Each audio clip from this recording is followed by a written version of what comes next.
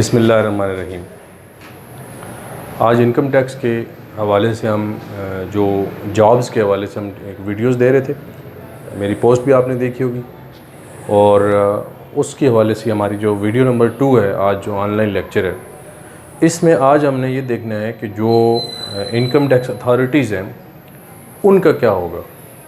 तो income tax authorities क्या हैं, उनकी क्या हायरार्की होती है और उनको किस तरह से मैनेज किया जाता है, और कुछ थोड़े थोड़े FBR के जो फंक्शंस हैं, जो एक being a student of FBR या आप टेस्ट की तैयारी के लिए आपको एक डिटेल्स तो यार बुक से आप करेंगे, लेकिन ये थोड़ा सा एक तारफ़ आपको हो जाए और उसमें आपको ईज़ी होगा समझने के अंदर। तो चलते हैं अपनी वीडियो की तरफ। आपको अगर इसमें वीडियो को लाइक करना मत भूलिएगा, ताकि हर आने वाली वीडियो जो है वो आपको फिर इसी तरह मिलती रहे और हमारा भी हौसला बढ़ता है। थोड़ा सा आपके लिए तरफ से ये थोड़ी सी हौसला अफजाई चाहिए हमें, ताकि ये सिलसिला हमारा चलता रहे। तो हमारी जो इनकम टैक्स अथॉरिटीज़ हैं, इसमें यह है कि FBR का जो सिस्टम है वो इस तरह से है कि जो मेन प्रैक्टिकली हमारा चल रहा है कि FBR जो एक डिपार्टमेंट है, उसके पावर एंड फंक्शंस जो हैं वो इनकम टैक्स ऑर्डिनेंस से फेडरल बोर्ड में तय होंगे। फिर उनका एक चेयरमैन जो है वो अपॉइंट होता है, फिर कुछ मेंबर्स होते हैं। वो तो एक सेटअप ऊपर है, ऊपर के लेवल का। हम जो फील्ड की बात कर रहे हैं, इसमें एक चीफ़ कमिश्नर होगा FBR के डायरेक्ट अंडर काम करेगा, जिसमें हमारी ये सारी आ जाएगी। फिर उसके अंडर कमिश्नर होता है, फिर कमिश्नर के अंडर एडिशनल कमिश्नर होते हैं, असिस्टेंट कमिश्नर होते हैं, फिर इनलैंड रेवेन्यू ऑफिसर्स हैं, फिर इस तरह से ऑडिटर्स हैं और इंस्पेक्टर्स होते हैं। तो ये वो फील्ड का सेटअप है जो आपके पास आपको पता होना चाहिए कि इसमें क्या क्या चीज़ें हैं। जैसे अभी जो जॉब है वो इंस्पेक्टर इनलैंड रेवेन्यू की, यानी कि वो ये जॉब है आपकी, जिसमें ग्रेड 16 की जॉब जो आपको आई हुई है। तो इसी हवाले से हमारा जो इनकम टैक्स के लॉ के तहत जो हमारी चीज़ें आएंगी, इसमें हम ये भी करेंगे कि जो हमारा पावर एंड फंक्शंस हैं वो क्या होंगे। तो इसको भी ज़रा मुख्तसरा हम देखते हैं कि एक तो अपॉइंटमेंट्स जितनी भी हैं जो FBR के को डेलीगेशन ऑफ पावर दी गई है, उसके तहत जितनी भी अपॉइंटमेंट हैं उसके ऑफिसर्स की जो अंडर दी, ख़ास तौर पे जो नॉन गेजेटेड होते हैं, तो वो तो डायरेक्टली जो है ना वो इन्होंने खुद इन ऑफिसर्स की जुरिसडिक्शन में आ जाता है। और फिर इसी तरह से जो रिकवरी ऑफ टैक्स है, ये भी एक बहुत बड़ा उसका पावर है कि अगर आपको एक सेल्फ असेसमेंट के तहत आप देते हैं, फिर वो आपको अगर आप उसके ऊपर ना करें काम और आप कोई रिस्पांस ना करें, तो आपको जो है ना वो रिकवरी ऑफ टैक्स भी जो है ना वो इसका, और जितनी भी टैक्सेशन है उसके पूरा जो ओवरऑल जितना भी टारगेट है सेट किया जाता है बजट के अंदर, वो सारा भी इधर ही रिकवर किया जाता है। इसी तरह से rules for tax credit. Tax credit क्या होता है? बेसिकली ये है कि कुछ अखराजात पर या कुछ पेमेंट्स पर या कुछ ऐसी अलाउेबल आप करते हैं जिन पर जो है ना वो आपके टैक्स में कुछ रिडक्शंस आती हैं, लेकिन उसके लिए एक फार्मूलाइज़ किया जाता है उसको, और एक मेकनिज़म बनाया जाता है। उस मेकनिज़म को हम जो है वो टैक्स क्रेडिट्स बोलते हैं, और वो कुछ स्पेसिफिक जॉब ओरिएंटेड, जैसे आप रिसर्चर्स और टीचर्स के लिए, तो उनको भी कुछ टैक्स जो है ना वो रिडक्शंस हैं उसकी।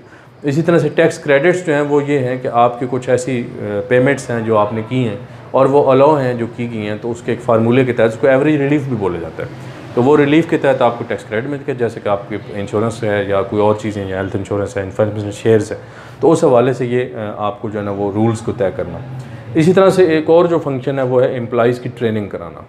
तो ये जैसे कि आपको पता है कि अपॉइंटमेंट्स होंगी, फिर ज़ाहिर है इनकी ट्रेनिंग भी होगी, तो ये सारा सिलसिला भी इसी हवाले से इसके फंक्शंस में आ जाता है। फिर एक और है कि जितने भी खैराती इदारे होते हैं या कुछ चैरिटेबल इंस्टीट्यूशंस हैं, उनकी एक लिस्ट भी दी गई है, और उसके अंदर अगर आप देंगे तो आपको टैक्स क्रेडिट्स भी मिलेंगे, और उस हवाले से कुछ वो चीज़ें जो हैं वो आपको फैसिलिटीज़ मिलेंगी। लेकिन वो सारी जो फार्मूलेशन है वो अप्रूव करना चैरिटेबल इंस्टीट्यूशन को अंडर 61 सेक्शन जो है ऑर्डिनेंस के, ये भी उसके अंदर होती है। इसी तरह से approval for of leasing and मुदारबस, कि मुदारबा कंपनी को जो सहूलियात होती हैं या मुदारबा का जो कॉन्सेप्ट है या जो चीज़ें हैं, उनको अलहदा से आपको रजिस्ट्रेशन और अप्रूवल। इसी तरह से अगर आपने कोई किसी इनकम पर एग्जम्पशन लेनी है या अपनी एक्टिविटी पर एग्जम्पशन लेनी है, तो जितने भी एग्जम्पशन सर्टिफिकेट्स हैं वो भी आपको ज़ाहिर का अथोराइज ऑफिसर ही देगा। और एग्जम्पशन के बाद आपको वो, जैसे अब आपके खैराती इदारा है या आपने चैरिटेबल इंस्टीट्यूशन है, तो उसको जो है ना वो इसके अंदर जो एग्जम्पशन सर्टिफिकेट अप्लाई होगा, तो उसके लिए स्पेसिफ़िक जो है ना वो आपको एक प्रोसीजर के तहत बताया जाएगा, और उसमें वो सारी चीज़ें जो है वो दी जाएंगी। इसी तरह से एक और जो फंक्शन है वो है सर्कुलर्स का। ये लास्ट हमने वीडियो नंबर 1 में बात की थी कि एक सेक्शन होता है स्पेसिफाइड और एक होती है SRO और एक होता है सर्कुलर, जो वक्तन फ़वक्तन या टाइम टू टाइम जो है वो इसके पावर्स में है कि वो जारी करता है। ये सेक्शन 206 है इसका, जिसके तहत जो है ना वो ये जो हमारा FBR का डिपार्टमेंट है, ये आए दिन कोई ना कोई इसमें चेंजेस आती रहती हैं और वो वक्तन फ़वक्तन में सर्कुलर जारी करता रहता है। फिर एक और है कि जुरिसडिक्शन तय करना, सेक्शन 209 है हमारा, जिसके तहत FBR जो है ना वो अपने किसी भी ऑफिसर की जो जुरिसडिक्शन होती है या एरिया ऑफ पावर होता है कह लें, या जो उसका पावर्स हैं उसको तय करना फंक्शंस को, ये भी 209 सेक्शन के तहत इसको मिलता है। फिर लास्ट पे आ जाता है ऑडिट, जांच पड़ताल करना। ऑडिट का मतलब आपको पता ही है कि सारी छानबीन करना, जांच पड़ताल करना। तो उसमें जो अपॉइंटमेंट्स हैं वो अपनी जो प्राइवेट फर्म्स हैं चार्टर्ड अकाउंटेंट्स की या कास्ट एंड मैनेजमेंट अकाउंटेंट्स की, उनको भी ये जो है ना वो कर सकता है अपॉइंट। और इनकी जो है ना वो सेक्शन जो है वो 176 वाला और 177 वाला है। सेक्शन 176 जो है वो एक्सप्लेनेशन के लिए है। सेक्शन 176 में जो है ना वो अगर इसको कोई एम्बिग्विटी आ जाए या उसमें कोई ऐसा इशू आ जाए तो वो फिर जारी करता है 176 का नोटिस, और फिर वो उसके मुकाबले में एक्सप्लेनेशन ली जाती है, यानी कि उसके नतीजे में आपको या टैक्स पेयर को एक एक्सप्लेनेशन देनी पड़ती है कि ये क्या माजरा था, या उस ट्रांजैक्शन के हवाले से डिटेल्स बतानी पड़ती हैं। और सेक्शन 177 जो है वो प्योरली ऑडिट का है। जब किसी टैक्स पेयर को सेक्शन 177 का नोटिस आ जाता है तो इसका मतलब ये है कि उसने अब तमाम अपना जो रिकॉर्ड है, बुक्स ऑफ अकाउंट्स हैं, इस पर अगले लेक्चर में बात करेंगे, तो वो जितना भी इन्होंने कवर करना होता है वो सारा इसमें चेक किया जाता है और उसके हवाले से इसकी हैं। तो ये एक मुख्तसर सा अथॉरिटीज़ का तारुफ है। इसके अलावा अपीलेट ट्रिब्यूनल पर इंशाल्लाह नेक्स्ट फिर हम अगला लेक्चर देंगे और ये एक सिलसिला हमारा जारी रहेगा। वीडियो को लाइक करना मत भूलिएगा। Thank you very much.